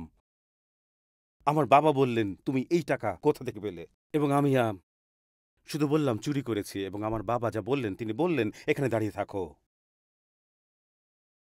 তিনি আমাদের সরঞ্জাম ঘরে গেলেন এবং ফিরে এলেন একটি প্রোপেন টর্চ নিয়ে। তিনি এটি চালু করলেন এবং ফ্লিন্ট দিয়ে জ্বালালেন। আমি ভাবছিলাম তিনি বোধহয় পাগল হয়ে গেছেন। সত্যি, এবারই শেষ। আমি আর কখনো বাইবেলের একটি পাতা উল্টাতে পারবো না। এটা এখানেই শেষ। এবং জ্বালানি থেকে আগুন বেরিয়ে এলো। আর হঠাৎ আমি আমি আমি কাঁদতে শুরু করলাম। প্রার্থনা করছিলাম যেন আমার অশ্রু আগুন নিভিয়ে দেয়। আমি বুঝতে পারছিলাম না কি করব। আর তখনই তিনি বললেন, আমি বলেছি, কিন্তু ঈশ্বর দয়ার ঈশ্বর। আমি বললাম, হ্যাঁ তিনি তাই। ঈশ্বর দয়ার ঈশ্বর। তিনি দয়ার ঈশ্বর। হালেলুয়া! হালেলুয়া! আমার বাবা একজন ধার্মিক মানুষ। তিনি আমার হাত পুড়িয়ে দেননি। কিন্তু এখানে যেটা আশ্চর্যজনক, আমি আবার সেই কাজ শুরু করলাম। পবিত্র আত্মা, প্রোপেন, আগুন, সবকিছু। এটি কি? এটা কি? এটা অনুশোচনা। এটা ছিল ৩৬০ ডিগ্রি ঘুরে দাঁড়ানো। এটা ছিল অনুশোচনা। আমি পাপ করেছি। মা না, পবিত্র আত্মাকে জিজ্ঞেস করো না। আমি পাপ করেছি। না, আমার হাত পুড়িয়ে দিও না। আমি যা চাই আপনাকে বোঝাতে চাই। কারণ আমি কখনো স্বীকার করিনি যে আমি প্রভুর বিরুদ্ধে পাপ করেছি। জানেন কবে ঘটেছিল? এটি একটি সম্মেলনে, একটি মণ্ডলীর সম্মেলনে ঘটেছিল। এই কারণে আমরা বলি, মণ্ডলীতে এবং বিভিন্ন পরিচর্যার সেই কিশোরদের সম্মেলনে নিয়ে যান। তাদের রেজিস্ট্রেশন করুন এবং তাদের সেখানে নিয়ে যান। আমি একটি সম্মেলনে ছিলাম এবং আমি ছিলাম একটি মণ্ডলীর সম্মেলনের বইয়ের দোকানে আর উপহারের দোকানে ছিলাম। সেখানে কিছুই ছিল না। সেখানে ছিল গ্লো ইন ডার্ক ক্রস রয়েছে সবকিছু, এবং সেখানে ছিল কমিক্সের কতগুলো বই। আমি একটি কমিক্সের বই তুলেছিলাম এবং এটি একটি কমিক্স বই ছিল, যা ছিল the late great planet earth on the rapture and the second coming of Jesus Christ. বন্ধুরা, আমি এই কমিক্সের বইটি পড়েছি। আমি বললাম আমি নরকে যাব না। আমি বললাম কারণ তিনি তাদের প্রকাশিত বাক্য ২১ অধ্যায় ৮ পদে বলেছেন যে কোনো চোর স্বর্গে প্রবেশ করবে না। আমি বললাম আমি একজন চোর। আগুন আমাকে সেটা স্বীকার করায়নি। পবিত্র আত্মা সেটা করায়নি। কিন্তু একটা কমিক্স বই আমাকে দেখালো যে আমি ঈশ্বরের বিরুদ্ধে পাপ করেছি। বন্ধুরা, আমি বলছি, আমি সম্মেলনে পরামর্শদাতার কাছে গেলাম। তিনি ভাবলেন আমি অস্বাভাবিক আচরণ করছি। আমি বললাম আমি একজন চোর। তিনি বললেন, তুমি তো ১২ বছর বয়সী, কি বলছো? আমি বললাম, আমি চোর। আমি আমি সবার কাছ থেকে চুরি করেছি। আমি আমি আমি একজন চোর এবং আমি নরকে যাচ্ছি না, আমি স্বর্গে যাচ্ছি। এবং আমি বললাম, ঠিক তখনই আমাকে এই ব্যাপারটি ঠিক করতে হবে। আমি ১২ বছর বয়সী। বন্ধুরা, আমাদের মধ্যে কেউ হয়তো এটা দেখে বলবেন, ও কত দারুণ। না না না না না, আমি তখন একদমই বুঝতে পারিনি ঈশ্বর আমাকে কি থেকে রক্ষা করছিলেন। কারণ আপনি যখন পবিত্র আত্মার আহ্বানে সাড়া দেন, আর যখন আপনি সাড়া দেন না, তখন যেমন আমি বলেছিলাম সেই ভয়ানক বিষয়টি ঘটে, হৃদয়ের কঠোরতা, যা ক্রমাগত চলতেই থাকে। জানেন কঠোর হৃদয় কি? এটি এমন একটি হৃদয় যা পবিত্র আত্মার প্রেরণার বাধা বিপত্তিকে উপেক্ষা করে, প্রত্যাখ্যান করে এবং এমনকি অপছন্দ করে। আমি আবার বলছি, আপনি জানেন কি কঠিন হৃদয় কি? এটি এমন একটি হৃদয় যা পবিত্র আত্মার প্রেরণার বাধা বিপত্তিকে উপেক্ষা করে, প্রত্যাখ্যান করে এবং অপছন্দ করে এবং পবিত্র আত্মার প্রেরণা আসতে শুরু করে। এবং সত্যি বলতে, আপনি কি এর জন্য প্রস্তুত? এটি আপনার রবিবারের উপাসনা নষ্ট করে দেয়। আপনি ভাবছেন আমি আনন্দিত হতে এসেছি, আমি উঠে দাঁড়াতে চেয়েছিলাম, আর এই মানুষটি আমার পুরো রবিবারটি নষ্ট করে দিচ্ছে। হুম, আমরা আপনাকে রক্ষা করছি যেন ঈশ্বর আপনার জীবনে যা করতে চান তা করতে পারেন। তাই দয়া করে প্রিয়জনেরা আমাকে বলতে দিন, যেহেতু আপনি দাঁড়িয়ে আছেন, আমি চাই আপনি মনে করুন, আমার সাথে দাঁড়ান।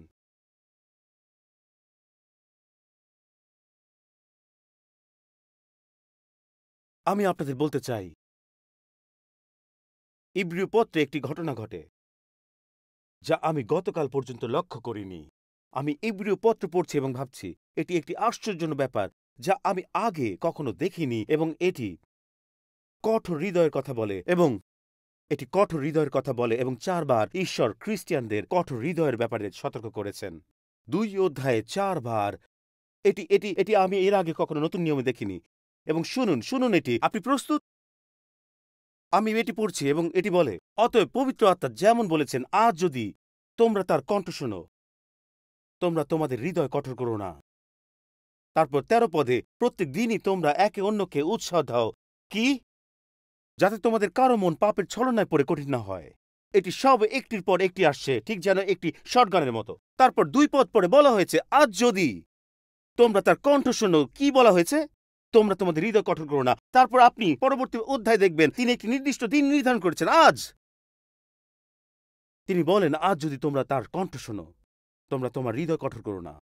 দেখুন, আমাকে দেখুন বন্ধুগণ, মূল শব্দটি হল আজ। আজ ঈশ্বরের শব্দ, আগামীকাল শয়তানের শব্দ। আগামীকাল হলো, আমাকে আবার বলতে দিন, আবার শুনুন শুনুন, এখন হলো ঈশ্বরের শব্দ, আজ, ঠিক এখন। আজ এটা ঈশ্বরের শব্দ, আগামীকাল হলো শত্রু শব্দ। আমি চাই আপনি এক মুহূর্তের জন্য চোখ বন্ধ করুন। আমি আপনার জন্য কিছু পড়ে শোনাতে চাই। মহান খ্রিস্টিয়ান প্রচারক চার্লস স্পারজন বলেছেন, যদি আপনি অসুস্থ হন তবে কি আপনি চিকিৎসককে আগামীকাল ডাকবেন? যদি বাড়িতে আগুন লাগে তবে কি আপনি আগুন বলে আগামীকাল চিৎকার করবেন? যদি আপনাকে রাস্তায় বা বাড়ি ফেরার পথে ডাকাতি করা হয় তবে কি আপনি থামো চোর বলে আগামীকাল চিৎকার করবেন? তিনি বলেছেন না, কিন্তু মানুষ আত্মার বিষয়গুলোতে মূর্খ। যদি না ঐশ্বরিক এবং অসীম প্রেম তাকে তার দিনগুলোতে গুনতে শিখায়, সে আগামীকালের অহংকার করতেই থাকবে যতক্ষণ না তার আত্মা ধ্বংস হয়ে যায়। এবং তারপর তিনি এই কথা বলেন, নরকের পথ ইচ্ছাশক্তির ভালো উদ্দেশ্য দিয়ে তৈরি। আপনারা যারা দেরি করছেন, পিচের পাথরগুলো তুলে নিন এবং শয়তানের মাথায় নিক্ষেপ করুন। সে আপনাকে ধ্বংস করছে, প্রলুব্ধ করছে। সে বলছে আগামীকাল, আগামীকাল, আগামীকাল। এবং স্পারজন বলেন, হায়, আগামীকাল কখনো আসে না। এটি কোনো ক্যালেন্ডারে নেই, শুধুমাত্র মূর্খদের পঞ্জিকায় আছে। কখনো আগামীকাল নয়। আমরা এটি আজই সমাধান করি। আপনি যদি এই স্থানে বসে থাকেন, সংযুক্ত স্থানে, মেইন ফ্লোর, বারান্দা, পবিত্র আত্মা বলছেন, আমি এটি শুদ্ধ করতে চাই, আমি এটি শুদ্ধ করতে চাই, আমি এটি শুদ্ধ করতে চাই। শুধু ক্ষমা নয়, আমি এটি শুদ্ধ করতে চাই। যদি সেই 360 ডিগ্রি ঘূর্ণনগুলো যা আপনি করছেন আজই বন্ধ করা দরকার। ঈশ্বরের সাহায্যে আমরা বিশ্বাস করব যে পবিত্র আত্মা এটি করবেন। আমরা বিশ্বাস করব ঈশ্বর এটি এখনই করবেন। ঈশ্বর এখনই আসবেন এবং একটি মহাশক্তিশালী কাজ করবেন। বন্ধুরা শুনুন, বসে থাকবেন না। যখন আপনি জানেন যে ঈশ্বর আপনার সাথে কথা বলছেন, এক মুহূর্তের জন্য আমার দিকে তাকান, সবাই আমার দিকে তাকান। যদি আপনি এখনই তার কণ্ঠ শুনতে পান, ঈশ্বরকে ধন্যবাদ দেন। যদি আপনি এখনই অপরাধবোধ অনুভব করেন, ঈশ্বরকে ধন্যবাদ দেন, কারণ পবিত্র আত্মা আপনার সাথে কথা বলছেন। এবং তিনি কথা বলছেন বলেই আপনি জানেন এর অর্থ কি। যখন আপনি অনুভব করেন, যদি আপনি আজ এখানে থাকেন এবং অপরাধ বোধ করছেন, জানেন এটিকে কি বলে বন্ধুরা? আপনার হৃদয় কঠিন নয়, কারণ ঈশ্বর এখন আপনার সাথে কথা বলছেন। তিনি আপনাকে উদ্ধার করছেন, উদ্ধার করছেন, উদ্ধার করছেন। আজ হলো মুক্তির দিন। এটি হলো মুক্তির দিন বন্ধুরা। আজ হলো মুক্ত হওয়ার দিন। তিনি আজ হৃদয় শুদ্ধ করবেন। তিনি আজ হৃদয় শুদ্ধ করবেন। এবং আপনি যদি এখানে থাকেন এবং বলেন, পালক টিম, আমি এটি সম্পূর্ণভাবে শেষ করতে চাই, আমি অনেক ক্লান্ত, আমি সম্পূর্ণ পরিবর্তন চাই। ব্যালকনি, মেইন ফ্লোর, আমি চাই আপনি এখনই আপনার আসন থেকে উঠে দাঁড়ান। আমি দ্রুত প্রার্থনা করতে চাই, যত দ্রুত সম্ভব উঠে দাঁড়ান। এবং কোনো 360 নয়, এটি হবে মুক্তির দিন। আমি আপনার জন্য অপেক্ষা করব, কারণ আমি বিশ্বাস করি যে ঈশ্বর আজ এই স্থানে মুক্তির কাজ করতে চান। এটি সেই মুহূর্ত যখন ঈশ্বর আপনাকে ডাকছেন, বলছেন চলো একবারে এবং চিরতরে এটি সমাধান করি। বারান্দার সভায় আমরা আপনাকে নেমে আসার জন্য অপেক্ষা করব এবং আমরা বিশ্বাস করব যে পবিত্র আত্মা এই স্থানে একটি মহাশক্তিশালী কাজ করবেন। এবং কেউ যদি আজ এখানে বলেন, আমি চাই না, আমি লজ্জিত, আমি বলছি এই মুহূর্তে কে চিন্তা করে, আসুন এই স্থান থেকে মুক্ত হয়ে বের হই, আসুন এই স্থান থেকে স্বাধীনতা বের হয়ে আসুন, এই জায়গাটি ত্যাগ করি। বারান্দায় এবং মেইন ফ্লোর সবাই আমরা আপনাদের জন্য অপেক্ষা করব। দ্রুত প্রবেশ করুন, প্রবেশ করুন, এখানে পুরোপুরি এগিয়ে যান। ঈশ্বর এই স্থানে একটি কাজ করতে যাচ্ছেন। আমি ঈশ্বরের আগমনের জন্য বিশ্বাস করতে চাই। একটি গান, এখানে একটি গান আছে, শুনুন। একটি পুরনো গান রয়েছে, এটি অনুতাপের গান হিসেবে পরিচিত। যখন দাউদ ঈশ্বরকে তার মধ্যে একটি নির্মল হৃদয় সৃষ্টির জন্য, তার মধ্যে সঠিক আত্মা নবীনীকরণের জন্য অনুরোধ করতে শুরু করেন। আপনাদের মধ্যে কতজন এটি মনে রেখেছেন? সেই গীত, এটি ছিল দাউদের প্রার্থনা, যখন দাউদ বলেছিলেন, আমি আর এই জিনিসটি আমার জীবনে রাখতে চাই না, আমি এটি শেষ করতে চাই। এবং তারপর ছিল এমন কিছু যা আমাদের অস্তিত্বে আগুন জ্বালাচ্ছিল। তার নাম ডনি ম্যাকক্লার্কিন। তিনি প্রায় এই গানটি গাইতেন। এটি ছিল, গঠো আমাতে শুদ্ধ হৃদয়, শুচি করো আমায়, শুচি করো আমায়, গঠো আমাতে শুদ্ধ হৃদয়, যেন আমি। এটি সঠিক শব্দ নয়, আপনাকে সঠিক শব্দগুলো ব্যবহার করতে হবে। আমার মধ্যে একটি পরিষ্কার হৃদয় সৃষ্টি করো। গঠো আমাতে শুদ্ধ হৃদয়, শুচি করো আমায়, শুচি করো আমায়, গঠো আমাতে শুদ্ধ হৃদয়, যেন আমি। এটুকুই আছে, আসুন আমার সাথে গান করুন আরেকবার সবাই আমাদের হৃদয় থেকে গাই। গঠো আমাতে শুদ্ধ হৃদয়, শুচি করো আমায়, শুচি করো আমায়, ঘটো আমাতে শুদ্ধ হৃদয় যেন আমি। তো আরেকবার দেখুন, আমার মধ্যে একটি পরিষ্কার হৃদয় সৃষ্টি করো। ঘটো আমাতে শুদ্ধ হৃদয়, শুচি করো আমায়, শুচি করো আমায়। ঘটো আমাতে শুদ্ধ হৃদয় যেন।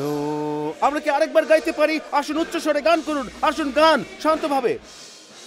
ঘটো আমাতে শুদ্ধ হৃদয়, শুচি করো আমায়, শুচি করো আমায়। ঘটো আমাতে শুদ্ধ হৃদয় যেন আমি পূজিতায়। এখানে থামুন। এটি ছিল দাউদের প্রার্থনা, যিনি নিজেকে ৩৬০ ডিগ্রি ঘুরতে দেখেছিলেন। কিছু মানুষ নিজের উপর এত দুঃখিত হচ্ছেন যেন সব সময় একই কাজ ঘটছে। আমি আজ এখানে আসা সমস্ত মূল্যবান মানুষদের দেখছি, এবং বন্ধুরা, আজ আমি আপনাদের কিছু আশা দিতে চাই, আপনাদের কিছু আশা দিতে চাই। বাইবেল এই কথা স্পষ্টভাবে বলে যে একজন খাঁটি মানুষ ৭ বার পড়ে যাবে, কিন্তু সে আবার উঠে দাঁড়াবে, সে আবার উঠে দাঁড়াবে। এবং ব্যর্থতার মধ্যে আমি বিশ্বাস করতে চাই যে আজ পবিত্র আত্মা বিরতি আনবে। হয়তো আপনি আগে এই শব্দগুলো ব্যবহার করেনি, কিন্তু আজ আমরা করব। আমরা বলবো, ঈশ্বর, আমি আজ পাপের জন্য অনুতপ্ত। চলুন, আমি চাই আপনি এখন তার কাছে আপনার হাত তুলুন এবং বলুন, ঈশ্বর, আমি অনুতপ্ত। এখনই তাকে বলুন, ঈশ্বর, আমি অনুতপ্ত, আমি এই জিনিসের জন্য অনুতপ্ত। এখনই তাকে বলুন, ঈশ্বর, আমাকে ক্ষমা করুন এবং আমাকে পবিত্র করুন। আপনি কি তাকে বলবেন? চলুন উচ্চস্বরে বলুন, শুধু বলুন, ঈশ্বর, আমাকে ক্ষমা করুন এবং আমার সেই পাপ থেকে পবিত্র করুন যা আমাকে বন্দী করে রেখেছে। আমাকে ক্ষমা করুন এবং আমাকে পবিত্র করুন। ঈশ্বর, আমি চাই না, আমি ধন্যবাদ জানাচ্ছি যে আমি আপনার কণ্ঠ শুনতে পাচ্ছি এখন। আমি ধন্যবাদ জানাচ্ছি যে আমি পবিত্র আত্মার কণ্ঠ শুনতে পাচ্ছি এখন। হে ঈশ্বর, আমরা আপনার পবিত্রকরণ চাই এখন এই গির্জায়। আমি আমার জীবনে এটি চাই। হে ঈশ্বর, শত্রু নানা উপায়ে আমাদের কাছে প্রবেশ করার চেষ্টা করছে, যা আমরা দেখি যা আমাদের সাথে ঘটেছে, সবকিছু যা ঘটেছে। কিন্তু আজ আমরা প্রার্থনা করি, প্রভু ঈশ্বর, আজ এই বেদিতে বিশুদ্ধ হৃদয় দিন, গতিপথগুলো ভেঙে দিন, শৃঙ্খলাগুলো ভেঙে দিন, বন্দিশালাগুলো ভেঙে দিন। হে ঈশ্বর, যেগুলো বিবাহ নষ্ট করতে চায়, যেগুলো যুবকদের জীবন এবং তাদের ভবিষ্যৎ নষ্ট করতে চায়, কিন্তু আজ এই বাড়িতে বিজয়ের দিন। তাই ঈশ্বর, এটি বিজয়ের দিন। হে ঈশ্বর, এটি একটি দিন যা বলে, হে ঈশ্বর, আমরা এখানে আজ একটি অলৌকিক ঘটনা চাই। তাই ঈশ্বর, আমি প্রার্থনা করি, আপনি শৃঙ্খল ভেঙে দিন, আপনি বন্দিশালাগুলো ভেঙে দিন এবং আপনি আজ মুক্তি দেবেন। আমরা ঘোষণা করি, আমরা আপনার বিরুদ্ধে পাপ করেছি এবং কেবলমাত্র আপনার বিরুদ্ধে। হে ঈশ্বর, আমরা আপনার সাথে আমাদের সম্পর্ক আবার পুনঃস্থাপন করতে চাই।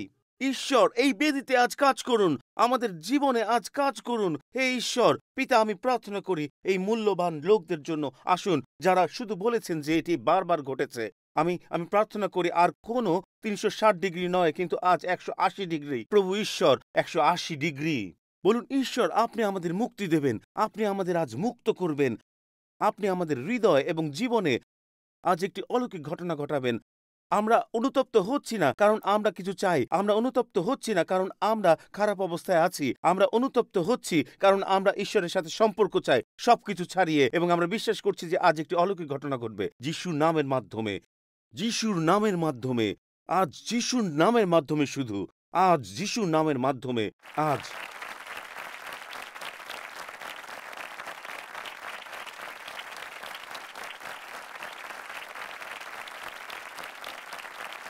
বন্ধুরা, আমি আজ কিছু বলতে চাই।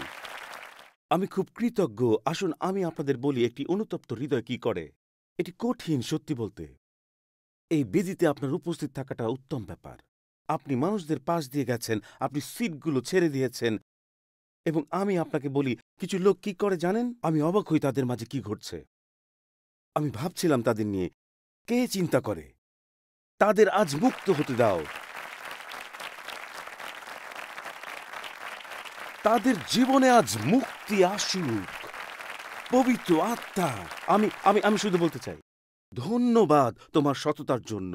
আমি সেই পথের দিকে তাকাচ্ছি যা নিচে চলে যায়। আমি এই সমস্ত লোকদের দিকে তাকাচ্ছি এবং আমি শুধু বলছি, শুনুন, আমি আপনাদের সাথে আছি। তিনি যা করছেন তা হলো তিনি আবার মন্দিরকে শুদ্ধ করছেন। তাই পবিত্র আত্মা যা করছেন তা হলো তিনি এই টেবিল উল্টে দিচ্ছেন।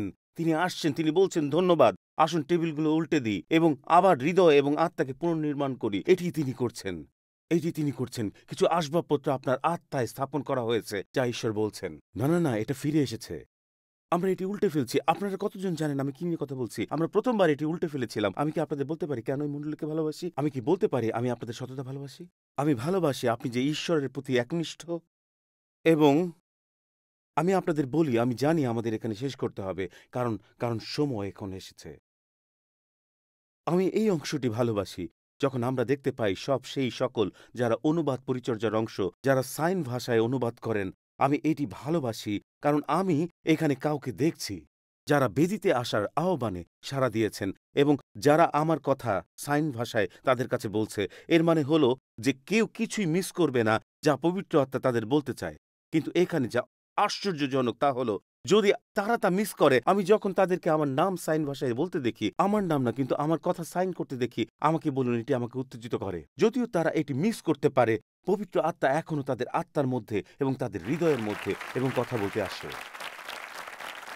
বন্ধুরা, আমি জানি এটি আজ একটি ভারী কথা, আমি জানি এটি আজ একটি ভারী কথা, কিন্তু বন্ধুরা এটি এটি সেই কারণে যে এত বাধা আছে। যখন লোকেরা একটি উপাসনা বা আরাধনায় উপভোগ করতে বসে এবং তারা গির্জা থেকে বেরিয়ে যায় এবং গাড়িতে উঠতে অস্থির হয়ে ওঠে, কারণ সেখানে কোনো মুক্তি নেই। যখন মুক্তি থাকে আপনি বলেন আসুন গান গাই, আসুন আরাধনা করি, ঈশ্বর যা করতে চান তা করি। কিন্তু যখন সেখানে মুক্তি নেই, আপনি বাইরে যেতে চান, এটাই ঠিক আছে, তাড়াতাড়ি করুন, আমাদের সেখানে যেতে হবে। কারণ সমস্ত লোকেরা হ্যাম্পটনে নিয়ে আসতে শুরু করে এবং হঠাৎ তারা চেষ্টা করে। এটাই হয় যখন মুক্তি নেই, আপনি এই জায়গা থেকে বের হতে চান, কারণ আপনি অনুভব করেন যে উত্তাপ বাড়ছে এবং আপনি ভাবছেন। কিন্তু যখন ঈশ্বর আপনাকে মুক্তি দেন, আমি আপনাদের বলছি কিছু আপনার আত্মার মধ্যে ঘটতে শুরু করে। তাই আমরা যা করতে যাচ্ছি, বেরিতে যারা আছেন এখন মনোযোগ সহকারে শোনেন। এই মুহূর্তে আমি যা আপনাকে করতে বলবো তা হলো প্রতিদিন ঈশ্বরকে বলুন এই মন্দিরটি শুদ্ধ করো। প্রতিদিন আপনি যা প্রার্থনা করবেন, আপনি যদি না জানেন কি প্রার্থনা করতে হবে, তাহলে গীত সঙ্গীত ৫ অধ্যায়ে যান, অনুতাপের প্রার্থনা করুন। এটি একটি অনুতাপের প্রার্থনা। হে ঈশ্বর, তুমি আমার মধ্যে খাঁটি অন্তর সৃষ্টি করো, আমার মন আবার স্থির করো, তোমার সামনে থেকে আমাকে দূর করে দিও না। দেখুন কি বলা হচ্ছে, এবং আমার মধ্যে থেকে তোমার পবিত্র আত্মাকে নিয়ে যেও না। আমার মধ্যে তোমার পরিত্রাণের আনন্দ পুনঃস্থাপন করো এবং আমাকে ইচ্ছার সাথে ধরে রাখো। বন্ধুগণ, এটাই। আবার আবার আবার ফিরে যান সেই পথ ১০-এ ফিরে যান। ঠিক আছে, আসুন হাতগুলো তুলে ধরুন, হাত তুলে বলুন, আমার সঙ্গে বলুন, হে ঈশ্বর, তুমি আমার মধ্যে খাঁটি অন্তর সৃষ্টি করো, আমার মন আবার স্থির করো, তোমার সামনে থেকে আমাকে দূর করে দিও না, আমার মধ্য থেকে তোমার পবিত্র আত্মাকে নিয়ে যেও না। আমার থেকে তোমার পরিত্রাণের আনন্দ পুনঃস্থাপন করো এবং আমাকে ইচ্ছুক আত্মার সাথে বজায় রাখো। Hallelujah, hallelujah. আপনি জানেন তিনি কি বলেন? এটা তিনি বলেন। সুখবর এখানে, যখন আপনি এটি প্রার্থনা করেন, আমি চাই আপনি ১৩ পদ দেখেন। তাহলে আমি তোমার পথ সম্বন্ধে বিদ্রোহীদের শিক্ষা দিতে পারবো। আর পাপীরা, ও আমি মনে করি না আমি কখনো পুলপিট থেকে বলেছি যে তারা তোমার কাছে পরিবর্তিত হবে। যখন লোকেরা অনুতাপের পথে হাঁটে, ঈশ্বর বলেন লোকেরা পরিত্রাণ পেতে শুরু করে। যখন লোকেরা অনুতাপের পথে হাঁটা শুরু করে, তারা বলছে তুমি মুক্ত। আমি এটি চাই। আমি চাই না লোকেরা একটি মণ্ডলীতে আসছে যেখানে আমরা দাসত্বে বাস করছি। আমি চাই এই মৃত্যুর স্থান থেকে মুক্তি আসুক। তাহলে আমি এটি পরিষ্কার করতে চাই। যদি আপনি এখানে আজ বসে থাকেন এবং বলেন পালক টিম, আমি কখনো জানি না ঈশ্বরের সাথে সম্পর্কে কি হয়, আপনি এমনকি উপলব্ধি করতে পারেন না, কারণ আপনি ভাবছেন আমি জানি না, কিন্তু আপনি কখনো ঈশ্বরের ক্ষমা এবং পরিশুদ্ধির অভিজ্ঞতা পাননি, যেখানে তিনি আত্মায় প্রবেশ করেন এবং ভিতর থেকে আপনাকে পরিবর্তন করেন। একে নতুন জন্মলাভ বলা হয় এবং তিনি আপনাকে পরিবর্তন করতে পারেন। কারণ আপনি আজ এখানে কি দেখছেন? আপনি দেখছেন লোকেরা বলছে ঈশ্বর আমি মুক্তিতে হাঁটতে চাই, আমি আজ মুক্তিতে এবং স্বাধীনতায় হাঁটতে চাই। এবং লোকেরা, আপনি জানেন এটা কি? আমি পথ ১৩ বিশ্বাস করতে চাই যে আপনি এখানে বসে অনলাইনে দেখছেন এবং আজকে আপনি বলছেন আমি আজ মুক্তি পেতে চাই, আমি চাই যিশু আমার জীবনে আসুক, আমি আজ মুক্তি চাই। যদি আপনি কখনো নতুন জন্ম না পান, এটা আপনার জন্য এখনই ঘটতে পারে। যিশু ভিতরে আসতে পারেন এবং আপনাকে ভিতর থেকে পরিবর্তন করতে পারেন। যদি আপনি কখনো নতুন জন্মের প্রার্থনা না করে থাকেন, বলুন, ঈশ্বর ভিতরে এসো, আমাকে ক্ষমা করো এবং শুদ্ধ করো। এটা এখনই ঘটতে পারে। কিভাবে এটা ঘটবে? এবিসির মতোই সহজ। এ পাপী বলে স্বীকার করা। বি, যিশু পাপের জন্য এসেছিলেন এবং মারা গেছেন বিশ্বাস করা। এবং সি, তাকে প্রভু হিসাবে স্বীকার করা, যে তিনি আমার জীবন নিয়ন্ত্রণ করবেন। শুধু রবিবার নয়, প্রতিটি দিন। এবং যদি আপনি আজ এখানে থাকেন এবং বলেন, পালক টিম, আমি কখনো এই প্রার্থনা করিনি, এইটি সবচেয়ে গুরুত্বপূর্ণ প্রশ্ন, কারণ কেউই স্বর্গরাজ্য দেখতে পাবে না যদি না তারা নতুন জন্ম না নেয়। যদি আজ এখানে থাকেন, আপনি কি যখন আপনি নতুন জন্মের প্রার্থনা করেন তখন আমাকে স্মরণ করবেন? আপনারা সবাই মাথা উপরে রাখেন, সবাই তাকিয়ে থাকেন, লজ্জার কিছু নেই। যদি আপনি বলেন, আমাকে প্রার্থনায় রাখুন, আমি ঈশ্বরের সাথে একটি যাত্রা শুরু করতে চাই, তাহলে হাত উপরে তুলুন, যতটা সম্ভব উপরে তুলুন, যতটা সম্ভব উপরে রেখে দিন। নিচে এবং বারান্দায় উভয় জায়গায় হাত উপরে রাখুন। পেয়েছি, ওখানে, সেখানে, সেখানে, সেখানে, এখানে, এখানে, ভিতরে, পিছনে, সেখানে, সেখানে, সেখানে, সেখানে, সেখানে, বারান্দাতে। আমি চাই, নিশ্চিতভাবে আপনাদের দেখতে চাই। অসাধারণ। অনলাইনে আপনারা এটি টাইপ করুন, আমি সিদ্ধান্ত নিচ্ছি। চলুন আমরা এই প্রার্থনা করি এবং তারপর একটি গানে শেষ করব। আসুন আমার সাথে উচ্চস্বরে বলুন, প্রিয় প্রভু যিশু, আমি বিশ্বাস করি তুমি ঈশ্বরের পুত্র। আমি বিশ্বাস করি ক্রুশের উপরে তুমি আমার পাপ, আমার লজ্জা এবং আমার অপরাধ গ্রহণ করেছ এবং তুমি মরেছ। তুমি আমার জন্য নরকের মুখোমুখি হয়েছ, তাই আমাকে যেতে হবে না। মৃতদের থেকে উঠেছ, আমাকে স্বর্গে একটি স্থান, পৃথিবীতে একটি উদ্দেশ্য এবং পিতার সাথে একটি সম্পর্ক দিতে। আজ প্রভু যিশু, আমার পাপ থেকে মন ফিরিয়েছি আবার জন্মগ্রহণ করতে। আসুন বলুন, ঈশ্বর আমার পিতা, যিশু আমার ত্রাণকর্তা, পবিত্র আত্মা আমার সহায়, বাইবেল আমার ঈশ্বর, স্বর্গ আমার ঘর, যিশুর নামে। আর সবাই বলুন, আমেন, আমেন, আমেন, হালেলুয়া।